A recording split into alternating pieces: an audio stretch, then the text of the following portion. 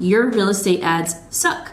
I wish I would have known these tips and strategies when I first started my YouTube channel. If I did, today I'd be getting 1,000 subscribers per day instead of 300. And in this video, I'm gonna show you how to get 300 subscribers per day on YouTube every single day. And if you don't apply these strategies, I promise you're never gonna reach that level. You see, it wasn't too long ago when I was just receiving 30 to 50 subscribers per day, which is a good amount, but I was stuck there for quite a long time until I applied these tips that I'm going to share with you in this video. Once I implemented these strategies, I promise you it was a complete game changer. Now, what I'm gonna talk about first before I get into the real juicy stuff later on in this video is the low-hanging fruit that you can apply today that'll definitely put you on the path to receiving 50 subscribers a day, 100 subscribers per day, and of course, 300 and beyond. So the first thing you can do to just check off the list and make sure you have already done on your channel is the use of subscribe buttons. Every opportunity on your channel that you can ask people to subscribe, take advantage of it and do it. You want to make sure there's a visual reminder on your channel everywhere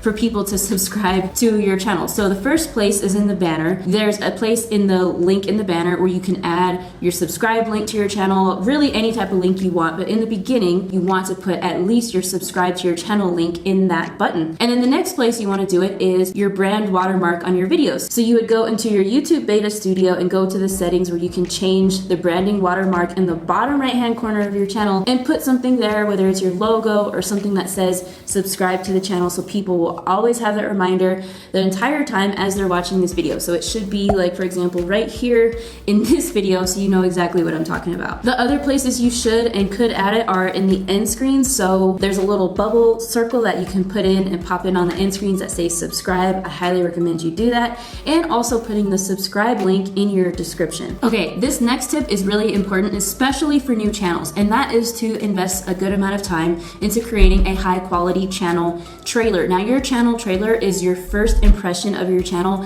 for a visitor that lands on your channel and they're not yet a subscriber. They see this video, it automatically plays, YouTube promotes it for free, so you gotta make sure it's good. It should say who you are, what your channel's about, the main topic, the content benefit for that person.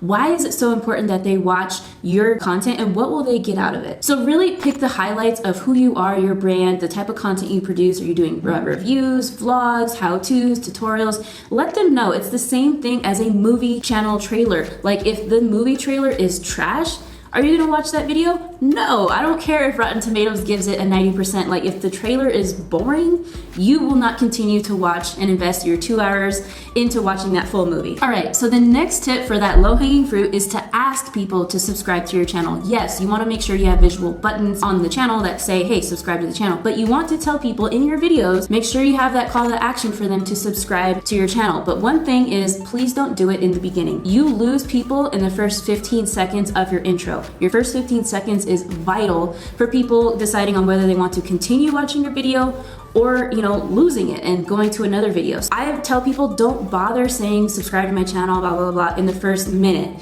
because people need a reason why to subscribe to your channel. Give them value first. Explain to them what benefit they're gonna receive by watching your video. Then later on, say, hey, subscribe to the channel, blah, blah, blah. For example, a good way to do this is in the middle of your video, tell people if you're talking about a subject that's relevant to a previous video or a future video, shout it out. So here's an example of how you could tell people to not only keep watching stuff on your channel, but subscribe. So for example, this video, I could say, hey guys, if you're enjoying this video about how to gain 300 subscribers per day, every day on your channel, make sure you watch this video, which talks about how to get more views on your YouTube. And by the way, I have a future video coming up on how to get your first 10,000 subscribers to your channel fast. If you're interested in that, be sure to subscribe to the channel and hit the notification bell so you don't miss any future content like that. Do you see what I did there? The next thing you should be doing to gain more subscribers on your channel is to link your YouTube channel and your newest YouTube videos to your other social media platforms. A good way to do this on Instagram, for example, is to create a little teaser of a little highlight reel of the video you just produced, kind of like this one right here. In this video, I'm going to be talking about how much YouTube actually pays me per every 1,000 views. What you can expect from a huge YouTuber like those two is around $1 to $2 per CPM. 20 to 30 seconds long, and and your Instagram followers will really like it, they'll want to either swipe up or click the link in your bio. The other thing you can do is reuse that content in IGTV. So you could recycle that content and use it for a dual purpose. The benefit of putting those teaser videos on IGTV is that you could also link to anything on your IGTV. So you could link back to your YouTube and link back to your latest video on your Instagram TV. And so the last tip for low-hanging fruit is to make sure you're using search-friendly content. I highly recommend the tool TubeBuddy, especially if you are in the beginning stages of your channel. TubeBuddy is a great tool to use the Keyword Explorer to help you with keywords that are very good. It'll have a rating from poor to fair to good to excellent, and you can, play with it and find keywords that are really good. And once you find one that is at the excellent level, that's an indicator of a title and keyword to use on your video. And especially in the beginning, you want to create content around one or two primary things. Stay as focused as possible with your content, and that is a way that you will surely grow faster, because if you introduce too many different topics in the beginning, the algorithm will continue to be confused and won't know who to show your content to. By the way, if you're interested in taking a deeper dive into growing your YouTube channel, I offer an 8-week coaching program at the making of this video. It's probably down to the last couple spots. So make sure you click the link in the description to find out more information about the YouTube coaching program, where we set your channel up the right way, the first time, and for 6-figure success. All right, so now to the juicy stuff. I can't stress the importance more about thumbnails and titles. This was literally the game changer for me. I actually paid good money to find out strategies on why this is so important and how to fix my old thumbnails that weren't converting very well at all. People a lot of times have the misconception that you just need to throw an image up there, put some letters on it, and boom. I mean, that's good. It's better than no thumbnail, but that's really actually hurting you, and it's not allowing visitors who should be seeing your content because you put a lot of effort into it. It's keeping them from seeing your content that you worked so hard on. So let's talk about some key components of thumbnails that are really good. So in the past, I used to like to include the entire freaking title on my thumbnail, which is a no-no. I would put like 7 or 8 words on the thumbnail.